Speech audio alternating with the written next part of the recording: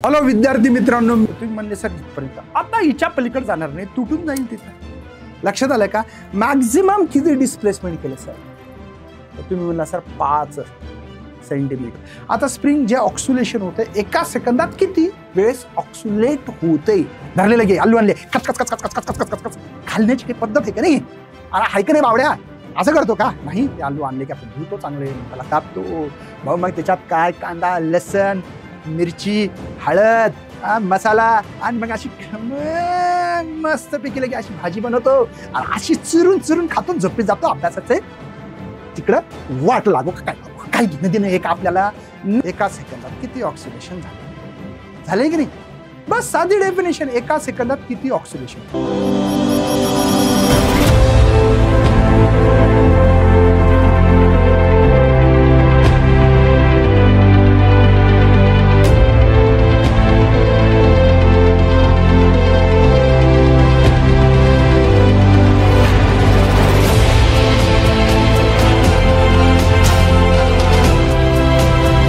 Hello विद्यार्थी मित्रांनो, मी सगळ्यांचं स्वागत करत आहे आपल्या मुकेश सर यूट्यूब चॅनलवर. या चॅनलवर मराठीतून सगळे काही तुम्हाला डिटेल्स व्हिडिओ, मला नाही वाटत की इतके डिटेल्स व्हिडिओ कुठेही भेटतील म्हणून. तुम्ही फक्त प्रॉपर अभ्यास करा. मला एकच वचन तुमच्याकडनं पाहिजे, छातीवरती हात ठेवायचा एकदा आणि स्वतःसोबत तुम्हाला ऑनेस्ट राहायचे की मी मुकेश सर जेवढं करून देत आहेत तेवढं खूप व्यवस्थित करेल. मी न्यूमेरिकल घेत आहे, मी तुमचे खूप डिटेल व्हिडिओ घेत आहे. तुम्ही फक्त एकदा डिटेल तुम्ही माझ्यासाठी 15 दिवस द्या, कळेल की खरंच हे चॅनल काय. पण तुमचं कसं यायचं काय, रील्स फक्त बघायच्या नाही, अशानं होणार नाही. तर चला भावांनो, पहिलाच प्रश्न आहे तुमच्या पुस्तकामध्ये, पेज नंबर 115 नंबर बघा. तिथं तुम्हाला ॲम्प्लिट्यूड, पिरियड, फ्रिक्वेन्सी असं दिला असेल आणि प्रश्न असा येतो, define the amplitude of SHM gives unit and dimensions. पहिल्यांदा सर्वात आधी की ॲम्प्लिट्यूड काय असतं तर तुम्हाला माहीत असेल की या ठिकाणी आपल्याकडे एक मीन पोझिशन आहे, इथं आपल्याकडे एक्स्ट्रीम पोझिशन आहे, मी हे खूप शिकवले डिटेल, आणि इथं निगेटिव्ह एक्स्ट्रीम पोझिशन आहे. बराबर आहे बाबा? पार्टिकल मॅक्झिमम डिस्प्लेसमेंट जर करत असेल त्याला ॲम्प्लिट्यूड असं म्हणतात, असं आधीच्या डेफिनेशनमध्ये पण सांगितलं. म्हणजे माझ्या हातात आता एक मार्कर आहे, त्याला मी वर फेकलं तर मॅक्झिमम किती वर गेला तर तुम्ही सांगितलं एवढा गेला सर.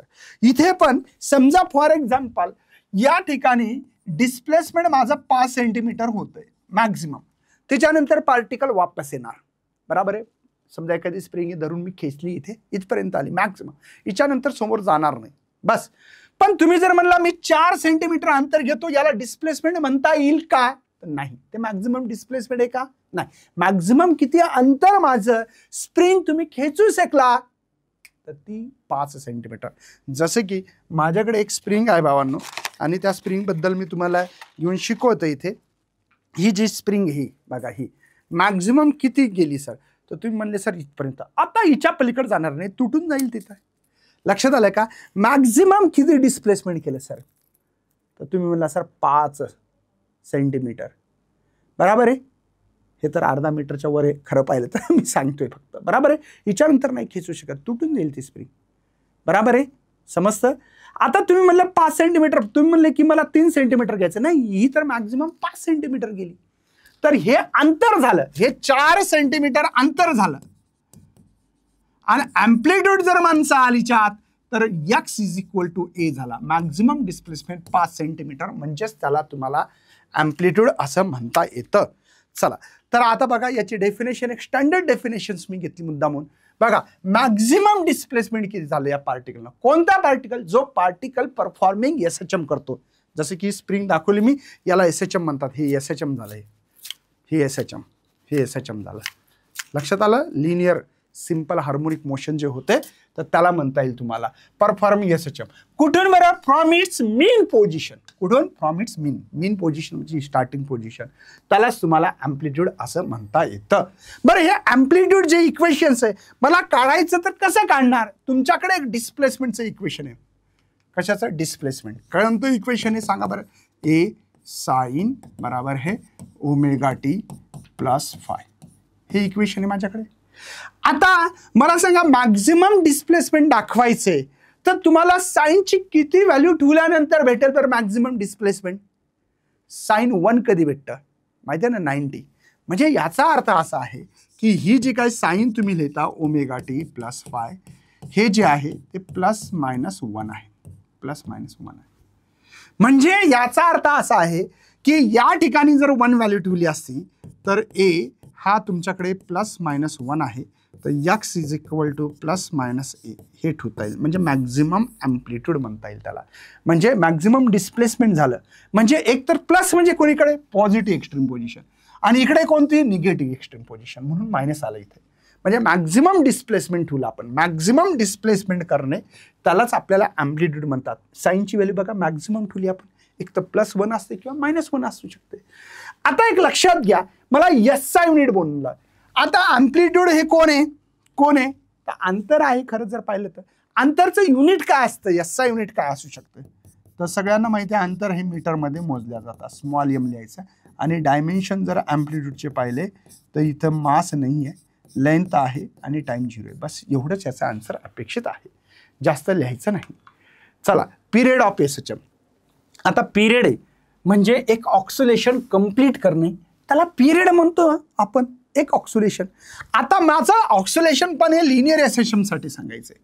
बघा इथे तुमच्याकडे निगेटिव्ह एक्स्ट्रीम पोझिशन आहे, इथं आपल्याकडे मीन पोझिशन आहे आणि इथे आपल्याकडे पॉझिटिव्ह एक्स्ट्रीम पोझिशन आहे. लक्षात येतं? आता नीट लक्षात द्या मी काय म्हणतोय. तर मला पिरियड पाहिजे. पिरियड म्हणजे एक ऑक्सिलेशन कंप्लीट करणे.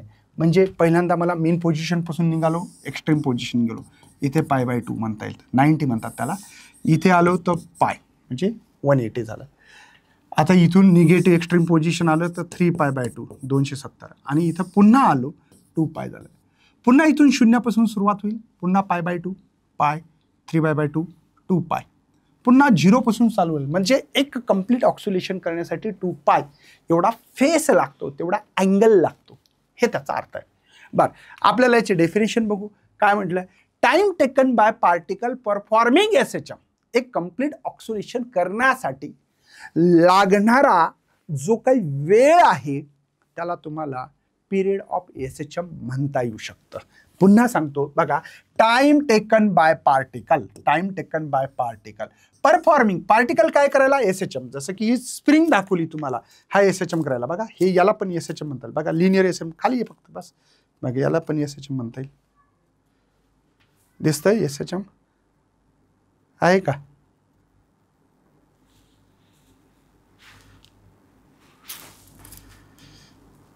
दिसतं ना SHM? ठीक आहे, त्याला लिनियर SHM म्हणता येऊ शकतं तुम्हाला. तर लक्षात घ्या, time taken by particle performing SHM. महत्वाचा शब्द काय, to complete one oscillation. To complete one oscillation, एक ऑक्सिलेशन कंप्लीट करण्यासाठी. आता हे SHM करत होता बघा, एक ऑक्सिलेशन कंप्लीट करण्यासाठी लागणाऱ्या वेळेला तुम्हाला पिरियड असं म्हणता येऊ शकतं. आता एक मला सांगा, माझ्याकडे डिस्प्लेसमेंट व्हायला, माझे पार्टिकल ऑक्सिलेशन करायला, तर डिस्प्लेसमेंटचं इक्वेशन आपल्याकडे आहे. तर ते कोणतं आहे बरं, x इज इक्वल टू बघा A sine omega T plus five. आता मला T' काढायचं. T' काय आहे सर, सांगतो समजून, काय टेन्शन घेऊ नका. हा T प्लस 2π अपॉन ओमेगा, हे काय आहे सर मी सांगतो. T' अर्थ असा आहे, एक आपल्याला टाइम काढायचा. म्हणजे मला असं म्हणायचं की 2π अपॉन ओमेगा हा पिरियडचा फॉर्म्युला मित्रा. काय आहे, पिरियडचा फॉर्म्युला आहे. म्हणजे एक कंप्लीट ऑक्सिलेशन जर केलं तर पुन्हा पार्टिकल तिथंच येतो का हे म्हणायचं आहे त्यांना. म्हणजे मीन पोझिशन एक्स्ट्रीम गेलो, एक्स्ट्रीम कडून मीन गेलो, मीन कडून निगेटिव्ह एक्स्ट्रीम मीन, पुन्हा तेच ऑक्सिलेशन होतं का हे बघायचं आपल्याला. तर बघू, इथं व्हॅल्यू पुटअप करू. x इज इक्वल टू बघा A साइन, नीट लक्ष द्या, मोठं ब्रॅकेट करतो, हे ओमेगा. या T' म्हणजे हे ठेवून देऊ आपण हिच्या जागी. बघा T प्लस 2π अपॉन T, ठीक आहे, प्लस 5 ॲज इट इज. चला मग आपण इथं x is equal to A sine, इथे ओमेगा टी, इथे 2π ओमेगा. काहीतरी आपण चुकतो का असं वाटायला लागलं का, आहे ना? मला वाटतं की कॅपिटल T नाही, इथे ओमेगा ओमेगा ठेवू आपण, ओमेगा ओमेगा 9 टू था टी टू टी, इथे टी इथे टी, ओमेगाचा फॉर्म्युला है ना. यस. हां, एक कंप्लीट पिरियड व्हायला. ओके, काहीतरी चुकतो. ओमेगा आहे ना. हां ओमेगा, हां बरोबर ओमेगाच आहे. चला ओमेगा. यस, इथे +5. ओके, ओमेगा पिरियडचा फॉर्म्युला ठेवला आपण. बरं चला काय होईल बरं इथं. Omega omega cancel. तर यक्स इज इक्वल टू हे यक डॅश म्हणून म्हणजे एक ऑक्सिलेशन कंप्लीट झाल्यानंतरची गोष्ट आहे. तर साईन इथे बघा ओमेगा टी +2π +5. काय याचा अर्थ कळतो का तुम्हाला. याचा अर्थ कळतो का. याचा अर्थ काय. याचा अर्थ असा आहे की साईन थिटा +2π साईन थिटाच येतं. म्हणजे तुम्हाला माहिती असेल तर फॉर्म्युला. तर यक्स इज इक्वल टू बघा ए साईन इथं आपल्याला ओमेगा टी +5 येणार आहे. याचा अर्थ काय. याचा अर्थ काय. याचा अर्थ असा आहे की बाबा एक फॉर्म्युला लावला मी बस. साईन थिटा +2π हा साईन थिटाच फॉर्म्युला आहे. साईन थिटा फॉर्म्युला माहिती ना तुम्हाला. म्हणून x is equal to a sine omega t +5 लिहिलं. म्हणजे पहिला जे डिस्प्लेसमेंट होतं एक डॅश म्हणजे आत्ता काढतो आपण, ते पहिलं डिस्प्लेसमेंट भेटेल. तिथून सुरुवात पुन्हा होणार आहे. म्हणजे 0 पासून सुरुवात होईल. 1 सेंटीमीटर 2 सेंटीमीटर 3 सेंटीमीटर असं चालू होणार आहे. लक्षात येतं. म्हणजे याचा अर्थ काय आहे की आफ्टर 2π अपॉन ओमेगा या पिरियडच्या नंतर पुन्हा ते ऑक्सिलेशन चालू होणार. हा त्याचा अर्थ आहे. 2π अपॉन ओमेगा आफ्टर टी टाइमच्या नंतर एक कंप्लीट ऑक्सिलेशनच्या नंतर पुन्हा तेच ऑक्सिलेशन स्टार्ट होणार. तोच पाथ फॉलो होणार आहे. दुसरी पाथ काय फॉलो होणार नाहीये, तीच होणार आहे. सेम पोझिशन राहणार आहे, मीन पोझिशन. बरं, मग याचा अर्थ आपल्याकडे पिरियडचा formula T is equal to 2π upon omega. पण तुम्हाला डिफरन्शियल इक्वेशनमध्ये शिकवत असताना म्हणलं होतं omega square is equal to k/m. आठवतं का बाबा. तो ओमेगा होईल भाऊ आपल्याकडे k/m. तर यानुसार पिरियडचा फॉर्म्युला 2π √ k/m. ठीक है. और यहाँ पे t is equal to 2π m upon k. हा तुमच्याकडे पिरियडचा फॉर्म्युला भेटला. T is equal 2π √ m upon k. तर हा पिरियडचा फॉर्म्युला लक्षात राहू द्या. पण तुम्हाला आणखीन काही सांगायचं आहे ते पण लक्षात राहू द्या. या ठिकाणी आपल्याकडे जर ओमेगाचा आणखीन असं करता येऊ शकतं. म्हणजे याला केचा ओमेगा इज इक्वल टू बघा के म्हणजे काय. तर के म्हणजे एफ अपॉन यक्स. बरोबर आहे ना. F is equal to KX हा जो फॉर्म्युला आहे त्याच्यानुसार ठेवला मी. तर इथं जर पाहिलं तर एफ अपॉन यक्स आणि हा यम आहे. तर हा आहे MA. F is equal to बघा हा MX. MM cancel. तो ओमेगा होणार आपल्याकडे ॲक्सेलरेशन पर युनिट. यक्स म्हणजे काय डिस्प्लेसमेंट. तर याच फॉर्म्युल्याला असं पण लिहिता येतं आपल्याला 2π अपॉन ओमेगा म्हणजे k/m आणि त्याची व्हॅल्यू आपल्याला अशी भेटलेली आहे ॲक्सेलरेशन पर युनिट डिस्प्लेसमेंट. बघा acceleration per unit displacement. Acceleration per unit displacement अशी व्हॅल्यू भेटली बघा.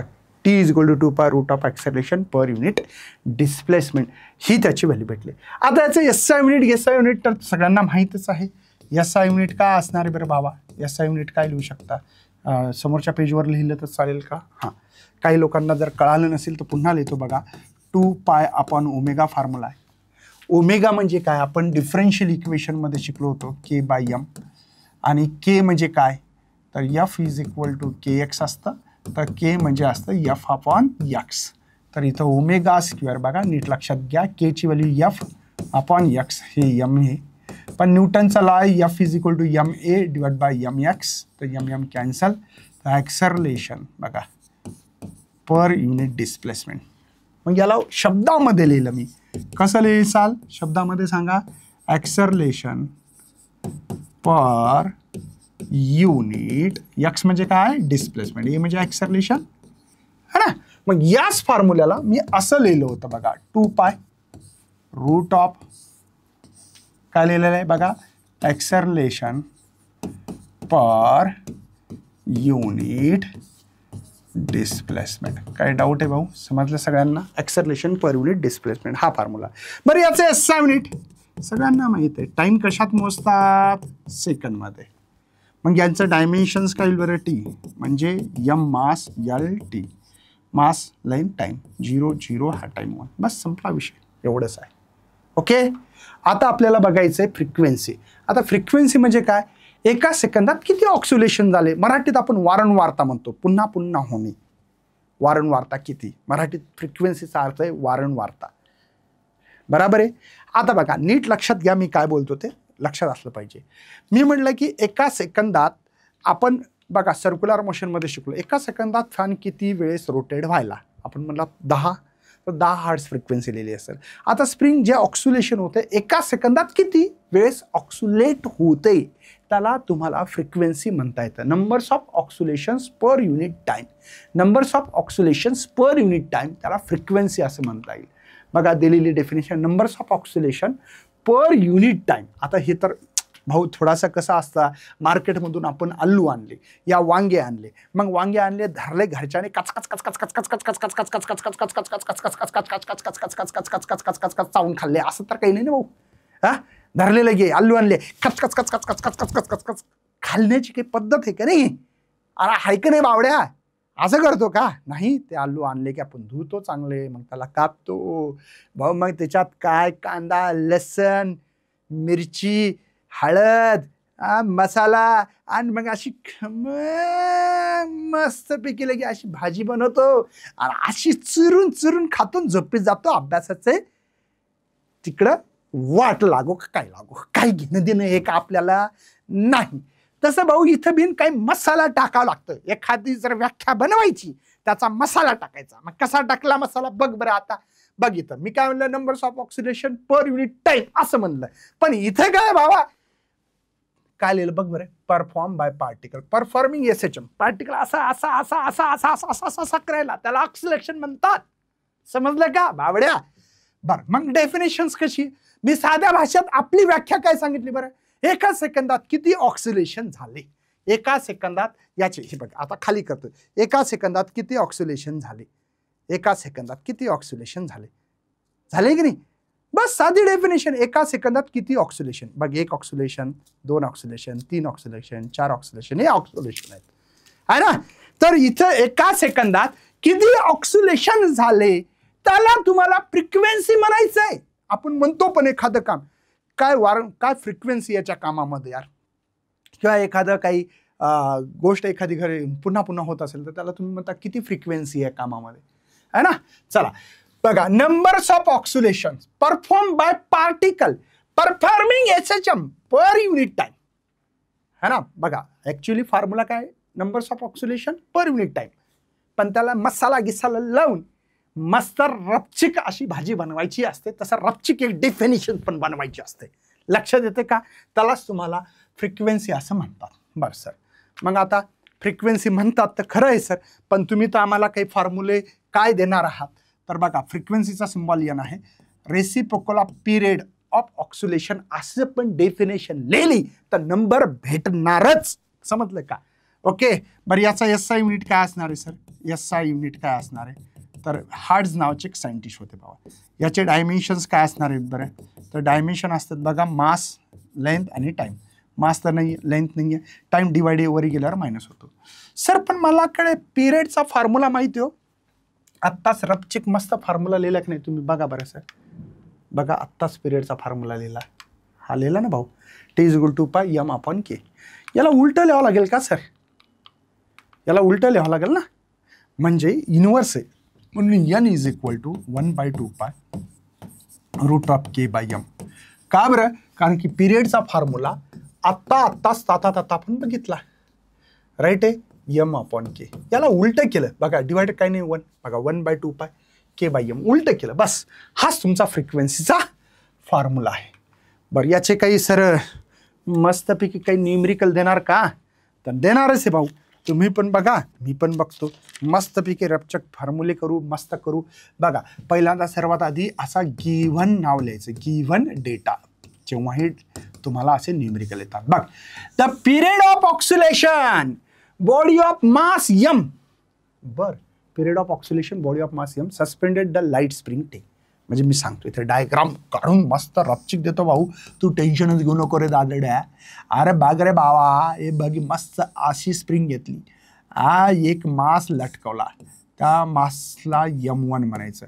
आता मी जसं स्प्रिंग कशी लटकवली, समजा याला खाली मास लावलं, ही होईल की नाही, अशी ऑक्सिलेट होईल की नाही, बघ बघ व्हायली की नाही, व्हायली नाही, बघ ही व्हायली नाही, ऑक्सिलेट व्हायली ना बाबा, तशी ही पण ऑक्सिलेट व्हायली, त्याला मास आहे. त्याचा पिरियड T1 लागला, T1 पिरियड म्हणजे मास M1 होतं तेव्हा पिरियड T1 होता. बरं, नेक्स्ट काय म्हणलं बघा आता, when body mass M2 tied to the first body system is to oscillate the period 2T झाला. म्हणजे हेच आहे, फक्त याला काय केलं, हाच केस आहे, केस काय बदलली नाही भाऊ. ठीक आहे, हे स्प्रिंग आहे. बरं, पहिला मास आपल्याकडे काय आहे, M1 आहे, त्याला जॉईंट केलं M2, पण याचा पिरियड जो T1 जो होता त्याला T म्हणलाय, मास M1ला M म्हणलाय बघा, मास M1ला M आणि पिरियडला T. पहिल्या केसमध्ये ही केस पहिली आहे. आता भाऊ रपचिक सेकंड आली, त्याचा पिरियड 2T असं म्हणलंय. म्हणजे सर आता बघा, जे मास आहे ना ते M1 प्लस M2 आहे. लक्षात राहू दे बरं बावड्या, पहिलेचं मास M1 हे का, बरं राहू दे M1, पिरियड T1 चा T आहे, समजलं. आता T2 जे पिरियड आहे ना तो डबल झाला बावड्या, काही अडचण आहे तुला. बर, मग म्हणलं काय बघा, पहिल्या बॉडीला दुसरी बॉडी आपण अटॅच केली आणि आता ऑक्सिलेशन व्हायला खाप खाप खाली खाली उपर होणारच. The period 2 compare the mass M1 M2 आपल्याला काढायचंय. चला, आपल्याकडे पिरियडचा रपचिक एक भाषातून मस्त लिहितो बघा, फॉर्म्युला 2π√M1K. के तर स्प्रिंग काय बदलली नाही म्हणून K1 K2 येणार नाही, स्प्रिंग तीच आहे बावड्या, स्प्रिंग मध्ये बदल नाही आहे, हे लक्षात ठेवायचं. बरं, मग आता सर हे झालं पहिल्यासाठी. बरं, दुसऱ्या केससाठी, ही पहिली केस बघा, पिरियड T आहे, T1 ला T म्हणलं, मास M1 आहे, K1 K2 दिलं नाही कारण की स्प्रिंग काय बदलली नाही, स्प्रिंग तीच आहे, फक्त आपण खालून असं एक चिपकवलं भावा, खटाक्स, समजलं काय, एखादं लो चिंबक चिपकावं तसं. आता सेकंड केसमध्ये पिरियड 2T आहे दिसते, इथं 2π, फॉर्म्युला तोच आहे, फक्त मास बदलले, इथं मास आहे M1 अधिक M2 डिवाइड बाय K. हे इक्वेशन 2 आहे.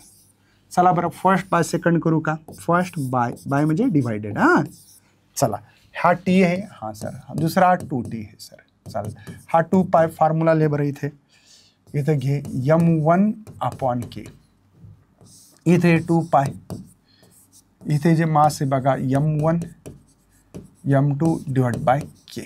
चालेल, चला सेम वाले टर्मला खाऊन घेऊ बरं. आता T कॅन्सल, 2π कॅन्सल, हा K कॅन्सल झालं, काय बरं 1/2. याला दोघांना रूटमध्येच लिहितो कारण की M1 राहिला आणि हा M1 प्लस M2 राहिला, बराबर आहे. क्रॉस स्क्वेअरिंग बोथ साईड, म्हणजे दोन्ही साईडनं स्क्वेअर केला तर बाहेर येईल, M1 आहे, हा M1 प्लस M2 आहे, क्रॉस मल्टिप्लिकेशन करा, M1 प्लस M2, हा 4M1. चालेल, कळालं का भावा. चला, मला एक काम करावं लागेल, M2 हा 4M1, हा M1 इकडे गेला तर मायनस होईल, म्हणजे M2 हा 3M1. मला काय पाहिजे, M1 आपण M2 पाहिजे याचा अर्थ. तर मी एक काम करतो सर, याला 1/3 इकडे नेतो, हा M1 हा M2 डिवाइड जाईल, कळतं ना भावा. इथं काही नाही, म्हणजे 1/, म्हणजे M1 अपॉन M2 याची व्हॅल्यू 1/3 भेटली रे बावड्या. दिसते का रे बाबा, टेक्स्टबुक मधलं एक्झाम्पल आहे रे बाबा. काय M1 आणि M2, कम्पेअर द M1 आणि M2, ही व्हॅल्यू भेटली. चला समोर घेऊ बरं, मस्तपैकी एक MCQज आहे, रपचिक घेऊन टाकू, काही टेन्शन घ्यायची गरज नाही आहे. लक्ष द्या, ताईबाई अक्का, विचार करा पक्का, आणि आमच्या मस्तपैकी MCQजवर मारा शिक्का. चला भावड्या, काय म्हणतं क्वेश्चन बघा, एक बॉडी आहे ज्याचं मास बघा, आता गिवन डेटा काय लिहायची गरज नाही, मास बघा काय दिलं, 40 ग्राम. याला तुम्हाला माहिती आहे का, 40 ग्रामला जर किलोग्राम करायचं असेल तर -3 ने मल्टिप्लाय करतात, म्हणजेच 1 पॉईंट जर शिफ्ट केला तर असं पण उत्तर येतं. 1 पॉईंट 1 0 गेला, 1 पॉवर कमी केला, सरळ सरळ. लिनियर SHM, पुन्हा SHM चालू आहे भाऊ. एक्सपिरियन्स फोर्स दिला, त्या फोर्सला 0.1 न्यूटन लिहा का 10⁻⁻1 न्यूटन, एकच अर्थ. वेन इट पॉइंट डिस्प्लेसमेंट दिलं बघा, X 2.5 सेंटीमीटर. खरं पाहिलं ना तर हे डायरेक्ट लिहायला पाहिजे असं 10⁻² मीटर असं डायरेक्ट लिहायला पाहिजे होतं. The period and acceleration of particle, दोन गोष्टी काढायचं सांगितलं, एक टी काढावा तो आणि एक ॲक्सलरेशन, असे दोन क्वेश्चन आहेत. आता पिरियडचा फॉर्म्युला नेहमीप्रमाणे मी लिहिणार 2π√m/k. ठीक आहे. पण आता मला कळालं की सर के नाही आहे, एम आहे पण के नाही आहे. के कसा काढतात बरं? F is equal to k into x. F हे 10⁻⁻1 सर, हां इथं दिलं, हा के आहे. एक्स आहे सर माझ्याकडे, याला 25 लिहिलं तरी चालतं, 25 10⁻³ केलं तरी चालेल. समजतं ना भावा, काही टेन्शन तर नाही. आता एक मला सांगा, मला के पाहिजे, काय येईल बरं? हा 10⁻⁻1, हा 25 10⁻³ आहे. तर के इज इक्वल टू, नीट लक्षात घ्या, 100/25. किती लोकांना कळालं? नाही कळालं कॉमेंट करत चला. एक लक्षात घे भावा, हे 10⁻⁻1, हा जर वर गेला तो +3 होईल /25. आता सगळ्यांना 10⁻² /25 कळालं का? हा पॉवर बेस सेम असल्यामुळे पॉवरची ॲडिशन, तो 3 - 1 + 2 राहतो, 2 म्हणजेच हे. तर हे आलं मला 4 N/m. याला लक्षातच ठेवायचं, केला चालेल का बरं? माझ्याकडे हा फॉर्म्युला आहे, मला पिरियड काढायचं सांगितलं बघा, हा 2π, नीट लक्ष दे बाबा. मास दिलं माझ्याकडे 4 × 10⁻², नीट लक्ष दे, आणि हे 4 कॅन्सल झाला, तर टी हा होईल 2π 10⁻⁻1. पॉवर नेहमी रूटमध्ये जो असतो तो इव्हनच असला पाहिजे, 2 4 6 8 10 12 असा. का बरं? अर्धा बाहेर काढावा लागतो. आता 2चे अर्धे 1 पॉवर आहे. 10⁻⁻1 याचा अर्थ काय सर? याचा अर्थ असा आहे सर, 2π 10⁻1. 10⁻1 म्हणजे 10च. मग इथं काय होईल सर? हे 5 होईल, म्हणजे π/5. मला काय वाटतं माहिती आहे का? डिस ऑप्शन येईल, पण ठीक आहे आपण काढून बघू. हे पिरियड भेटला. आता आपल्याला ॲक्सलरेशन काढायचं. ॲक्सलरेशनचा फॉर्म्युला आहे -ω²x, बरोबर आहे. आता याची व्हॅल्यू आहे k/m, माहिती आहे ना भाऊ? आता डिफरन्शियल इक्वेशन किद्दा लिहायचं बरं? लिहून माझे हात थकले ना आता. बघा ω² म्हणजेच k/m, माहिती आहे ना? डिफरन्शियल इक्वेशनमध्ये आपण लिहिलं होतं. बरं, मग हे x आहे, तर a मायनस के ची व्हॅल्यू किती आली? के आलं 4 सर. यम किती आलं सर? यम मास किती आहे? हे आपल्याकडे 4 × 10⁻², राईट आहे, बराबर आहे. आणि आता एक्स कुठे? एक्स आहे बघा 2.5 10⁻². चला कट करा बरं आणि संपवून टाका. आता बघा 4 4 गेले, हे 10⁻² गेले, राहिलं काय फक्त -2.5 m/s². डी ऑप्शन मी आधीच म्हणलं होतं, राईट पण मारलं बघा.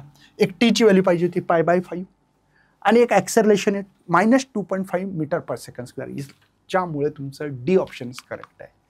समोर जाऊ चला, काही इतकं कठीण नाही आहे, नीट लक्ष जर दिलं तर होऊन जाईल. चला बघा, एक स्प्रिंग आहे, produce the extension x by applying the force F newton आहे.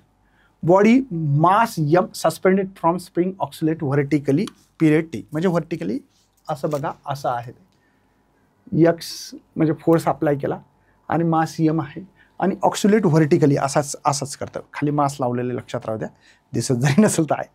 हे बघा, कळतं का? हे बघ बा का कशी करते स्प्रिंग, बावड्या बाबा, काय विषय आहे का बाबा? बघ बरं कशी मस्त करायली की नाही. ही व्हर्टिकली याला म्हणतात, हॉरिझॉन्टल याला म्हणतात, ही हॉरिझॉन्टल झाली. हे कळालं पाहिजे. आता आमचे बावडेले खतरनाक आहेत, इंग्लिशले खतरनाक आहे भावा आमची.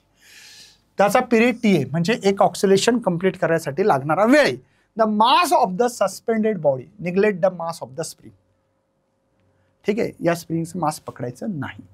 आपल्याकडे पिरियड आहे, मस्त रफचिक लेबर भाऊ, 2π√, काय फॉर्म्युला आहे सगळ्यांना सांगता यायला पाहिजे, सांगा पटकन कॉमेंटमध्ये लिहा. m/k असा फॉर्म्युला लिहिला. पण आपल्याला माहिती आहे F is equal to kx आणि k is equal to F/x. चला टी 2π√m, हा F अपॉन यक्स लिहायचे. तर टी इज इक्वल टू 2π.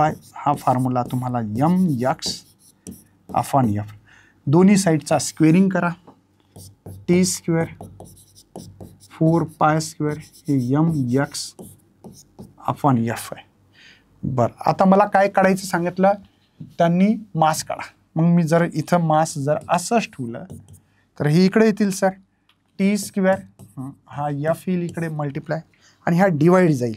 काय काय जाईल बरं, 4π स्क्वेअर यक्स जाईल. म्हणजे यम बराबर टीचा square f divide by 4π square x हे तुमचं मास असणार आहे.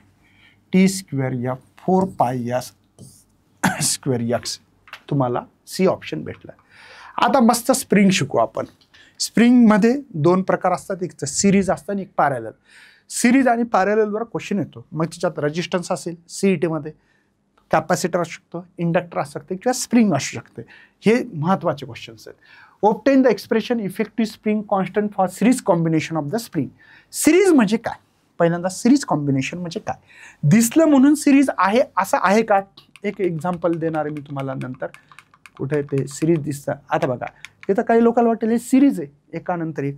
नाही, सिरीज नाही, पॅरलल. कसं काय बरं, मी समजून सांगेल. इथं बिन बघा एक्झाम्पल तुम्हाला दाखवतो की हे सिरीज वाटेल. हे सिरीज आहे का, एकानंतर एक सिरीज वाटतं. नाही, मी दाखवणार आहे तुम्हाला, करून दाखवेल, तुम्ही टेन्शन घेऊ नका. चला समोर जाऊ आपण, है ना. Series combination.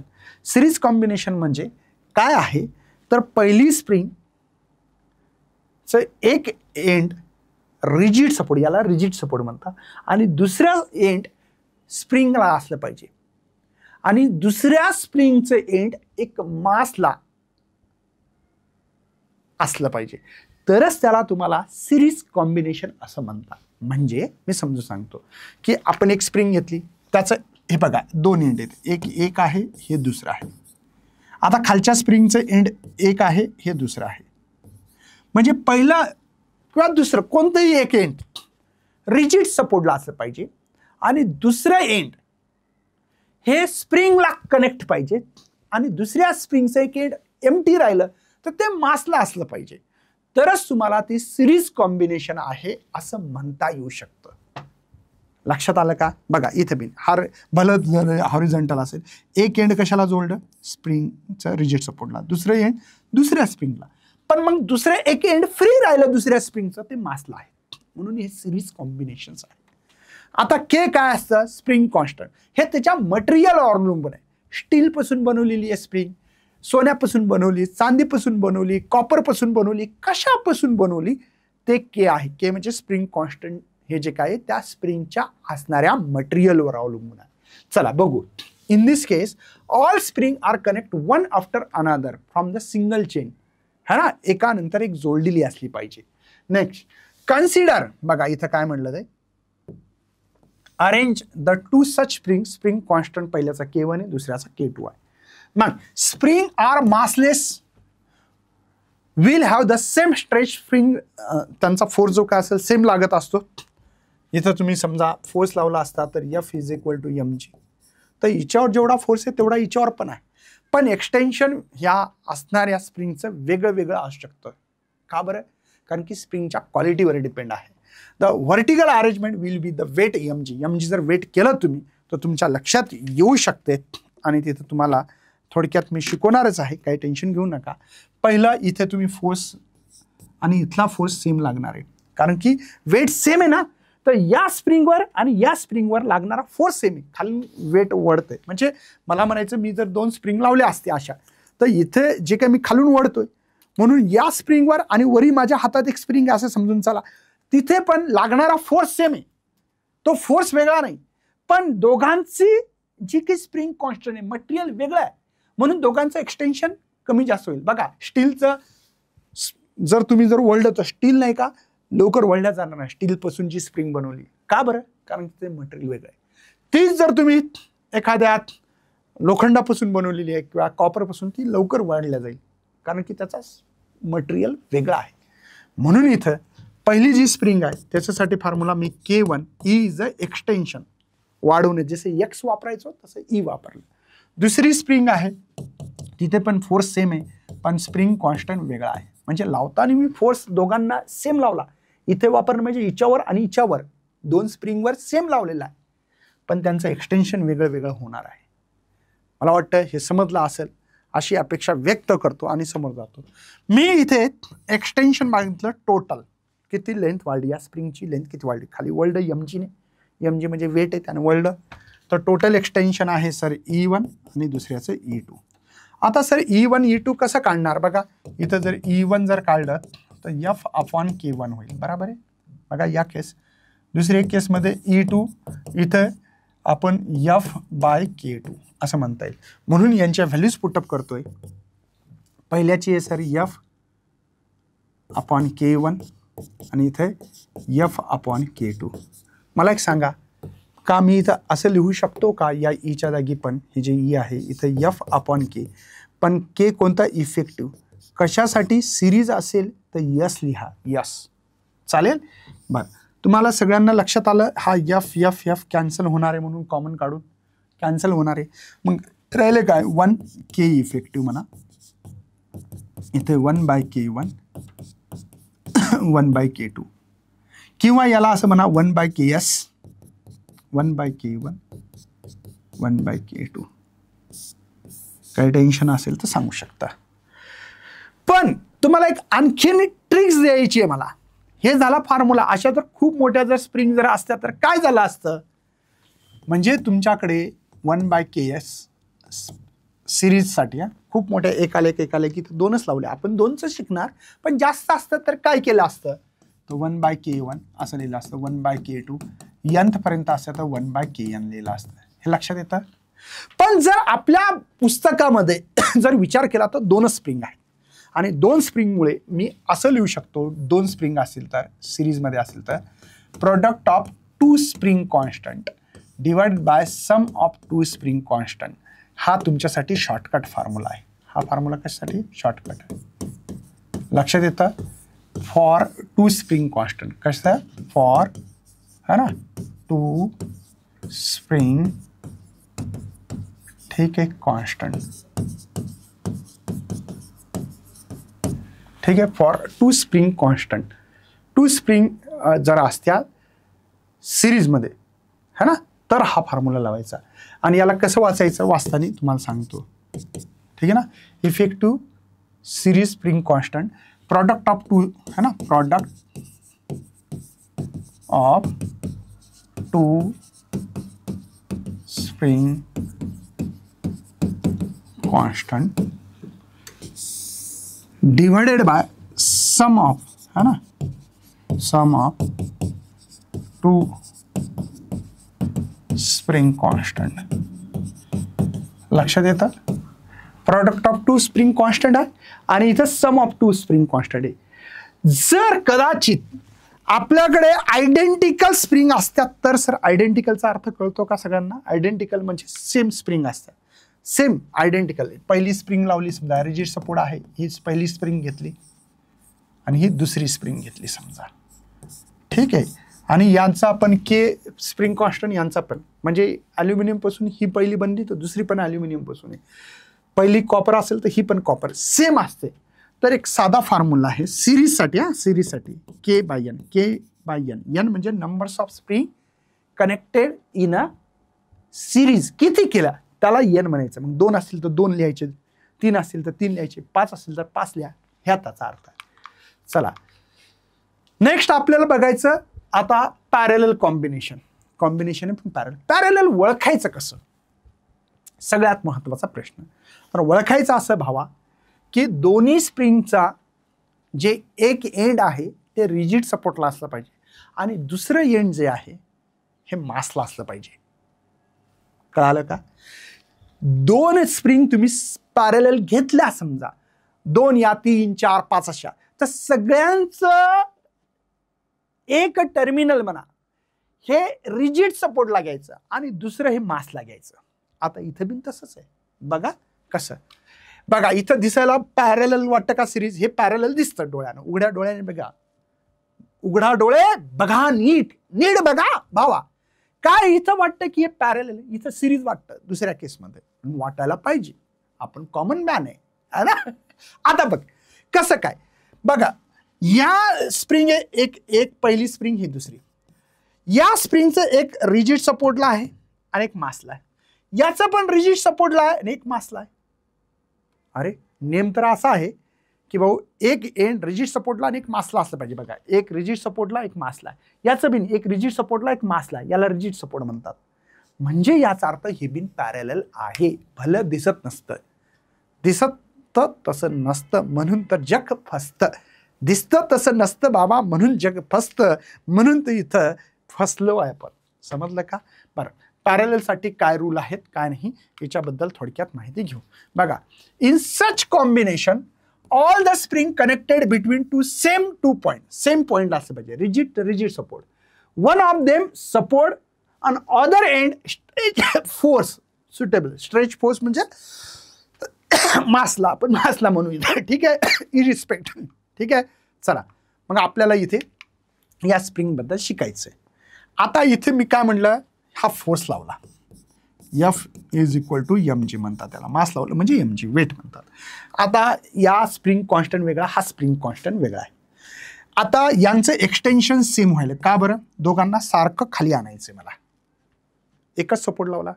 म्हणजे जर समजा हा अल्युमिनियम पासून बनला, हा कॉपर पासून बनला, तर इथं F1 नावाचा फोर्स लागेल, इथे F2 लागेल. म्हणजे दोघांचं एक्सटेन्शन सेम करायचं, याला 2 सेंटीमीटर वाढवायचं, याला पण वाढवायचं. पण हा जर मटेरियल वेगळा आहे तर त्याला कदाचित जास्त फोर्स लागेल, आणि एक मटेरियल असं आहे की कमी फोर्स लागला तरी बिन ताणतं. आता मला सांगा की इथं जास्त फोर्स लावायची गरज आहे का बरं? हा याच्यापासून म्हणजे प्लास्टिक पासून बनला तर नाही, कमी फोर्स लावला तरी बिन कसा, बघा कसा ऑक्सिलेशन व्हायला, बघा किती जबरदस्त ऑक्सिलेशन व्हायला नाही याचं ऑक्सिलेशन जास्त. म्हणजे इथं फोर्स कमी लागेल जर प्लास्टिक पासून बनले, आणि इथं जर तुमची स्टील पासून बनली स्प्रिंग त्याला जास्त फोर्स लागेल 2 सेंटीमीटर वाढवायसाठी. म्हणजे एक्सटेन्शन सेम, स्प्रिंग अलग, म्हणून K1 K2 स्प्रिंग अलग आहे म्हणजे मटेरियल वेगळं आहे आणि फोर्स वेगळे लागतील इथे. म्हणजे तुम्ही इथं जर फोर्स लिहिला असता F1 is equal to K1E लिहावं लागलं असतं.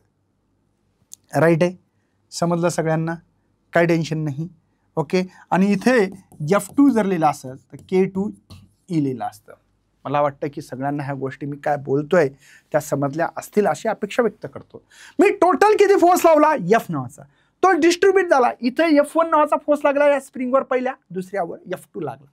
म्हणून मी इथं लिहू शकतो F इज इक्वल टू, बघा पहिल्यांदा एक्सटेन्शन कंबाईन होतो लेंथ मोजताना, पण इथं फोर्स F1 प्लस F2 लिहायचं काम पडलं. F म्हणजे काय हो, K इंटू E, पण K कोणता, पॅरलल म्हणून P लिहायचं. हा ठीक आहे, इथे K1E, इथे K2E. मस्त. मग मी काय केलं, KP इंटू E, इथं E कॉमन काढलं, इथं K1 प्लस K2, ही कॅन्सल, तर पॅरललसाठी हाय K1 प्लस K2. समजतं, लक्षात आलं. 2 स्प्रिंग असतील पॅरललमध्ये तर डायरेक्ट ॲडिशन असते. आणखीन खूप मोठ्या असत्या तर काय केलं असतं बरं, असं केलं असतं सर, पॅरलल हा K1 plus K2 plus K3 असं ॲड करत करत करत गेला असता Kn. ठीक आहे, समजतं. ओके, चला म्हणजे तुम्हाला कळालं असेल. आणि जर nth पॅरलल लावल्या तर साधा फॉर्म्युला आहे भाऊ, N इंटू K. N म्हणजे किती पॅरलल लावलेल्या आहेत, numbers of spring connected in parallel असं म्हणता आलं असतं. बरं काही क्वेश्चन घेऊ, चला बरं बस झालं, आता क्वेश्चन्स घेणं महत्त्वाचं आहे. ह्या क्वेश्चन्स तुमच्या समोर आहे बघा. What will be the force constant of the spring system show in the figure. किती स्प्रिंग कॉन्स्टंट भेटेल याचा तुम्हाला डोळ्यानं दिसत असेल भाऊ. एक रिजिड सपोर्ट आहे, ह्या 2 रिजिड सपोर्ट आहे, यांना दोघांना मास एक, समजा स्प्रिंग नाही मासच असं माना, म्हणजे हे दोन्ही पॅरलल आहेत. आणि K1 दोघांचा स्प्रिंग कॉन्स्टंट सेम, याचा अर्थ असा आहे. म्हणजे मी इथं लिहू शकतो की K हा जे पॅरलल आहे हे 2K1, सरळ सरळ फॉर्म्युला आहे ना याचा. जर आयडेंटिकल असेल तर आपण N इंटू K लिहायचं. आता K पण याचा K1 आहे, असे किती आहेत, 2 आहेत, म्हणून 2K लिहिलं मी, 2K. K1 का लिहिलं, त्याचा स्प्रिंग कॉन्स्टंट K1. आता हे झाला एकच स्प्रिंग, बघा असं झालं. आता असं हे झाला एक स्प्रिंग, या दोघांचं कॉम्बिनेशन आहे सर 2K1 नावाचं. दुसरी स्प्रिंग म्हणजे ही K2 नावाची. हे असं कॉम्बिनेशन झालं. आता हे कळलं पाहिजे. हा झाला आता K2 आणि याचं वेट असेल mg. अशी स्प्रिंग तयार झाली याचा अर्थ. हे सिरीज झालं. सिरीजमध्ये दोन जर स्प्रिंग सिरीजमध्ये असतील तर एक डायरेक्ट फॉर्म्युला. हे कसं कळालं का? सरळ फायदा असतो, नाही तर सरळ लिहू शकता K1 + K2. खरा फॉर्म्युला कसा आहे बरं? खरा फॉर्म्युला तर असा पॅरललचा सर K1 + K2. पण K1 K1 + K1 दोन असल्यामुळे K1च असल्यामुळे 2K कसं आलंय माहित पाहिजे. 2K1. आता मी काय म्हणलं, सिरीजमध्येचा फॉर्म्युला असा आहे product of two spring constant आहे. पहिला स्प्रिंग कॉन्स्टंट 2K1 आहे, दुसऱ्याचा K2 प्लस करा 2 स्प्रिंग कॉन्स्टंटचा सम आहे. हे आहे असं एक्झाम्पल आहे माझ्याकडे. डायरेक्ट बघा 2K1 K2 / 2K1 + K2 असं दिलेलं आहे. नेक्स्ट क्वेश्चन घेऊ. बघा नीट लक्षात घ्या. The spring show in the figure identical. इथं जे काही आपण मास लावलं, इथं हे जे काही मास आहे हे 4 kg आहे, लक्षात राहू द्या. आणि इथे जे काही लावलेलं आहे आणि याचं एक्सटेन्शन असं खाली 1 सेंटीमीटर येत आहे. इथे जे लावलं आपण 6 लावलं, 6 kg लावलं, तर याचं एक्सटेन्शन किती होईल? x किती होईल? ई म्हणा, x म्हणा, जे म्हणायचं ते म्हणा, किती होईल? हा आपल्याकडला प्रश्न आहे. मला वाटतं एकदम सोपा आहे. मी पहिल्यांदा फॉर ए स्प्रिंगचं बोलतो. पहिली जे डायग्राम आहे ही ए स्प्रिंग म्हणा किंवा फॉर ए कंडिशन म्हणा, काय म्हणायचं म्हणा. ए इज द मास आहे खरं जर पाहिलं तर. माझ्याकडे खरं जर पाहिलं तर एक फॉर्म्युला आहे डायरेक्ट mg/x. कुठून आला सर? कसा आला बरं? मी सांगतो भाऊ. मला सांगा, हे वेटला काय म्हणतात? F = mg म्हणतात. माहिती आहे तुम्हाला?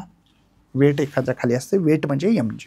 पण या एफचा फॉर्म्युला K × x, मायनस नाही लिहायचा, मॅग्निट्यूड. तर मी काय केलं, मला म्हटलं K पाहिजे होतं, तर मी काय केलं बरं, mg हा डिवायडेड x जाईल. हा फॉर्म्युला कसा आला कळालं का? माहीत पाहिजे. आता याचं मास किती? चला लिहा. याचं मास आहे सर 4. जीची व्हॅल्यू आपण 10 घेऊ अप्रॉक्सिमेटली. आणि x किती सेंटीमीटर? 1 सेंटीमीटर. तर Kची व्हॅल्यू भेटली आपल्याला 40 है ना. इथे Nm/cm असं म्हणता येईल याला K. ओके. हा पहिल्या डायग्रामसाठी असणारा क्वेश्चन्स होता. दुसरा फॉर बी. बघा आता काय म्हणतो मी? फॉर बी स्प्रिंग जे आहे त्याच्यासाठी फॉर्म्युला तोच आहे सर, K = mg/x. पण मला x काढायचं बरं या कंडिशनमध्ये. तर xला इकडे घ्या, कारण x बी म्हणा वाटल्यास याला बी म्हणून चालेल. तर हा mb मास आहे, हा g आहे / K आहे. आता mb मास किती आहे बरं? त्याचं 6 kg दिलेलं आहे बघा, 6. g किती घ्यायचं आपल्याला? 10. K किती आपल्याकडे? 40 आहे. की 40 काढलं ना आत्ताच आपण. तर हा 0 0 कॅन्सल, म्हणजे काय झाला? 6/4. 6/4 याला काहीतरी गडबड होते का भावा? काहीतरी गडबड होते.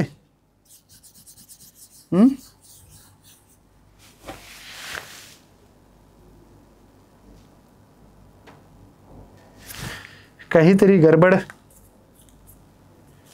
अच्छा, हा बघा किती छोटा प्रश्न आहे, पण कशी गलती झाली. इथं 2 स्प्रिंग आहेत आणि या स्प्रिंगचा कॉन्स्टंट जो आहे याला फॉर्म्युला आहे K/N. K इफेक्टिव्ह सिरीजमध्ये आहे ना, तर K / N येईल. हा K इफेक्टिव्ह लिहायला पाहिजे होतं. इथे चूक झाली. हे K इफेक्टिव्ह आहे, कळालं का? K इफेक्टिव्ह आहे. आणि सिरीजमध्ये असेल तर फॉर्म्युला K/N. N म्हणजे किती नंबर्स ऑफ सिरीजमध्ये लावले? 2. K म्हणजे सेम असल्यामुळे, आयडेंटिकल असल्यामुळे. म्हणून भावा इथं आपली जरा चुकी होत होती, काय हरकत नाही. तर इथं आपल्याला असं लिहिता येऊ शकतं की याला समोर कॅल्क्युलेशन न करता की K इफेक्टिव्ह म्हणजे काय आपल्याकडे बघा, mb as it is g आहे. K इफेक्टिव्हला K/2 आहे, राईट आहे. आता आपला आन्सर बरोबर येईल. बघा mb मास ऑफ बीचं जे आहे 6 आहे, हा 10 आहे, हा K 40/2 आहे, राईट आहे. 0 0 कॅन्सल, हा 2 जा आणि हा 2 3 जा. म्हणजे बी जी स्प्रिंग आहे ही जी सेकंड कंडिशन 3 सेंटीमीटरनं त्याचं एक्सटेन्शन होणार. म्हणजे जर 6 किलोग्राम जर तुम्ही जर मास लावलं तर ती 3 सेंटीमीटरनं खाली येईल स्प्रिंग. जसं ही खाली येते बघा, हे स्प्रिंग जी आहे हे खाली येते बघा. हे कशी खाली यायली दिसते, मी मास लावलं बघा. याला आपण हे लावू काय म्हणा, ठीक आहे. अरे भगवान, जाऊ द्या, व्हायचं दुसराच खंडोबा.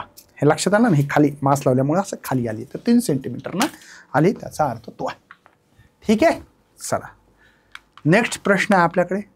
हा, आता इथं दिसताना सगळ्या मुलांना वाटेल की भाऊ हे सिरीज आहे. सिरीज नाही, मी काय म्हणलं, एक एंड रिजिड सपोर्टला आहे, एक एंड रिजिड सपोर्टला आहे आपलं बघा, हा आणि एक मासला आहे. हे एक दुसरी स्प्रिंग, हे पहिली स्प्रिंग म्हणून याला दुसरी बघा, एक मास आहे. म्हणजे सिरीज आहे का नाही, पॅरेलल. पॅरेलल कशामुळे, एक मासला आणि एक रिजिड सपोर्टला बघा. पहिली स्प्रिंग एक मासला इकडे कनेक्ट केलं, एक रिजिड, याचं बी एक मास एक रिजिड सपोर्ट, म्हणजे पॅरेलल आहे. पॅरेललमध्ये डायरेक्ट ॲडिशन्स असते भावा. पॅरेललमध्ये बघा के प्लस 2k किती झालं बरं, 3k. मला काढायचं काय सर, टू स्प्रिंग फोर्स कॉन्स्टंट दिलं के 2k, माहिती आहे, डायग्रामवरून कळालं. Show in the figure mass is slightly displacement one side and release केलं. The other end of the spring are connected the rigid support. The mass moving the friction horizontal surface. Horizontal surface वर असंच होत आहे. Frequency of oscillation. आता फ्रिक्वेन्सीचा formula 1/2π √k/m. हा formula तुम्हाला माहिती आहे का? हा माझा पहिला प्रश्न आहे. ठीक आहे, पण के कोणता बरं, पॅरेललवाला. चला आपल्याकडे फॉर्म्युला ठेवायचं आहे 1/2π. के इफेक्टिव्ह म्हणा किंवा के आपल्याकडे पॅरेलल आहे असं तरी म्हणलं तरी चालेल. तर n इज इक्वल टू बघा 1/2π. के पॅरेललमध्ये 3k आपल्याकडे डिवाइड बाय m. असा कोणता फॉर्म्युला आहे, 1/2π √3k/m. यस, सी ऑप्शन्स आहे. ठीक आहे, तर याच्यानंतर नेक्स्ट तुमचं जे सेशन्स आहे ते खूप जबरदस्त होणार आहे. ज्यांना MST CET करायचं असेल, आपल्याकडे PGMN ॲप आहे, त्याच्यावर खूप धमाका होत आहे. तुमचं जर स्वप्न असेल इंजिनिअरिंग करायचं, फार्मसी ॲग्री करायची, त्याच्यासाठी CET एक्झाम असते, ती एक्झाममध्ये खूप धमाल होत आहे. ते व्हिडिओ नक्की बघा. PGMN ॲपवर जा, PGMN ॲपवर याचे PDF सुद्धा फ्रीमध्ये भेटतात आणि तो कोर्स पेड आहे पण. ठीक आहे, तर भेटूया अशा सेशनमध्ये, इंटरेस्टेड पार्टमध्ये. तोपर्यंत बाय बाय, जय हिंद, जय भारत, जय महाराष्ट्र.